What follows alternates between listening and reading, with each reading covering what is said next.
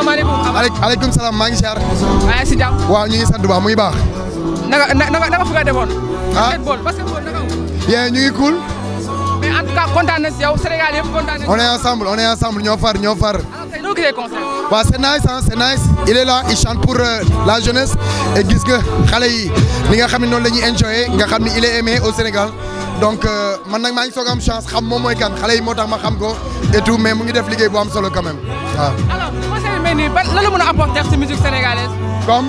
lan la mën a apporter ci musique sénégalaise. waaw pas suñu musique sénégalaise mais comme il est aimé par la jeunesse donc promoteur bi su xamee ne bu ko indee peut-être moom dina ci am alors que économie réew mi am ci dara parce que booy yi dañuy jëndi yëre ñi dañuy jëndi daal donc réew mi dina xaw a yëngatu tuuti ci wàllu économie donc seen yi fi nekk ay doomi sénégalais ko moom ay doomi sénégalais ci liggéey donc ay entrepreneur rek ñoo ci gis seen bopp je pense que mën na am lu mu apporter doomi réew mi après xale yi di ko gis à la télé ak di ko rêver suñu ay doom lañ et que mérité nañu di gis ay artistes yu mel nii quoi. alors ak Sénégal bu mu toll nii maanaam lii lañ ko soxla. waaw tey jii nii boo doon wax tey benn conseil boo xam ne moom nga jox jeunesse bi en tant que porte-parole boo xam ne si jeunesse benn la lay suivre lan lay doon. nañu liggéey ku nekk am nga droit far fu la neex mais nañu liggéey te xam ne ñun ñoo bokk ndey ñoo bokk baay ku gaañ kenn sa morom nga gaañ sa bopp nga gaañ ku lor kenn sa morom nga gaañ sa bopp nga gaañ président yeeg politique yi fi nekk yëpp dañuy dem mais Sénégal day continuer donc yàlla na jàmm yàgg yàlla na ñëpp am jàmm mais respect. acca mbokki internet yu Wassare Célébrité ñu ngi nuyu encore une fois ñoo ngi fii si Esplanade bu Grand Théâtre xamoon ngeen ko artiste bi nga xam ne Sénégal yëpp ñoo ko doon xaar muy Choco am ñaa Chocoloka wala chocolat wala. non chocolat. waaw. Sénégal ay chocolat lay wax ñëpp chocolat damay wër si mbedd mi sànq ñaa ma chocolat télé ñëw Sénégal oui chocolat télé ñëw Sénégal alors en tout cas ñii nag ñu mën leen jëlee woon aéroport gis ne boobu bi agsi maanaam fii si Dakar les jumelles Ma et Mota man nag xaw ma si Ma Mota Ma. oui comment tu vas. Ça va. C'est un plaisir de vous retrouver ici encore. Donc événement yu ñuy def rek ñu tase fa daal. Donc c'est la famille c'est Afel c'est la famille. Merci beaucoup. alors. Coucou, c'est un plaisir de vous retrouver aussi. Ouais. Encore une fois. Je sais que vous êtes vraiment fatigué, mais je m'excuse. Ok, dañu mënul si yéen dara rek parce que c'est la famille. Ouais. Mais c'est toujours un plaisir d'être parmi vous, sincèrement. Alors, tey événement bi na ngeen ko dundee. Bah c'était super, vraiment. T'as vu le public était chaud. Ils nous ont donné un spectacle incroyable. On s'est bien amusé et c'est ça qu'on voulait. Chocolat, il est venu, il a tout cassé. T'as vu, tout s'est bien passé. Les gens sont contents, donc on peut dire alhamdulillah. Est-ce que c'était facile ñu daal di indi Chocolat fii Sénégal.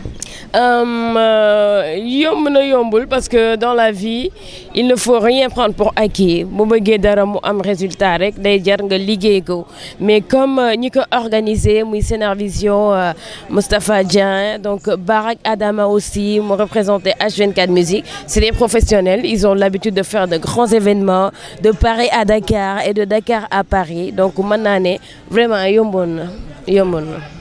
lan la mën a apporter ci musique sénégalaise parce que ñun mbalax bi la ñu gën a visé wu donc est-ce que lii tey jii am na bi leen wax ne mën na ko apporter.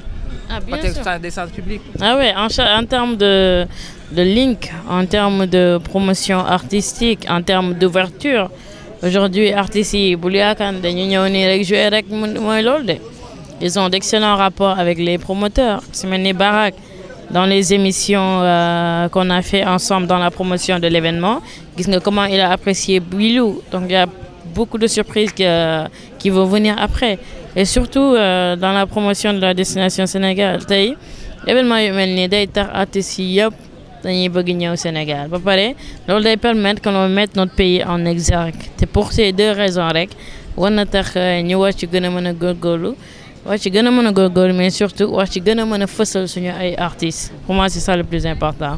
alors question yi moom dafa laa ko waroon poser je ne sais pas ndax ministre mën a répondre ou pas parce que Sénégal ba leen doon dégg peut-être Mia dafa waroon ñëw mais après Ngaaka Blindé la ñu gis la moo war a absence Mia.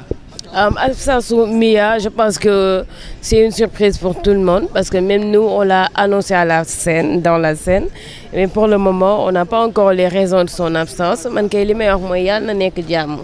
Yàlla na doon jàmm parce qu'on s'est entendu dans la journée elle était focus sur ça elle préparait ses tenues et tout donc j'espère juste que jàmm la parce que elle en voulait elle voulait venir elle l'a bien préparé elle a bien communiqué donc yàlla na doon jàmm vraiment. Dernière question message pour la jeunesse parce que yéen jeunesse ñu bëri lañ leen di suivre des fois tamit da ngeen di conseil jeunesse à travers vos émissions alors tey di Sénégal mu ngi toog si ay lëndëm yoo xam ne bërsëgul bu nga moom benn message bi nga xam ne mu ngeen jox jeunesse bi lan lay doon. Ok, soyez forts, soyez concentrés, restez vous-même, poursuivez vos objectifs, poursuivez votre vision, travaillez. Donc yàlla jàmm sax Sénégal.